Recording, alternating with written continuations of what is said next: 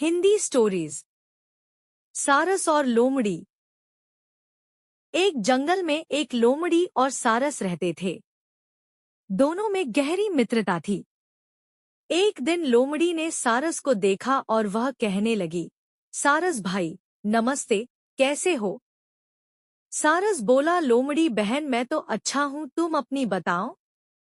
लोमड़ी को शरारत सूझी और वह कहने लगी, सारस भाई मैं तुम्हें अपने घर दावत पर बुलाना चाहती हूँ। कल तुम मेरे घर भोजन करने आना।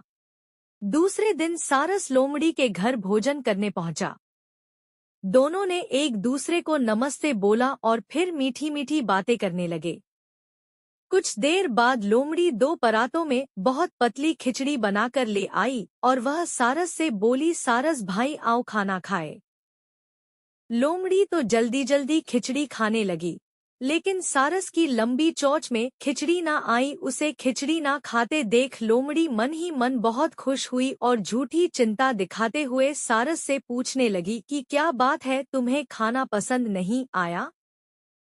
सारस लोमड़ी की चालाकी समझ गया और थोड़ी देर बात करने के बाद उसने लोमड़ी को बोला कि कल तुम भी मेरे घर खाने पर जरूर आना लोमड़ी बहन।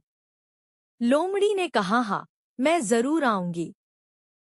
सारस ने मछलियां पकाकर 2 तंग मुंह की सुराहियों में डाल दी। जब लोमड़ी आई तो दोनों ने एक दूसरे को नमस्ते करी और बातें करने लगे।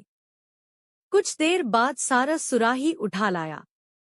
वह लोमड़ी को कहने लगा, बहन आओ मिलकर मछलियां खाए। बोलकर उसने अपनी चोंच सुराही में डाल दी। वह मजे से मछलियां खाने लगा। लोमड़ी का इतना बड़ा मुंह सुराही के छोटे से मुंह में जा ही नहीं पा रहा था। वह सारस का मुंह देखती रह गई। अब सारस समझ गई कि लोमड़ी ने अपना बदला ले लिया है। कहानी की सीख। जैसे को तैसा।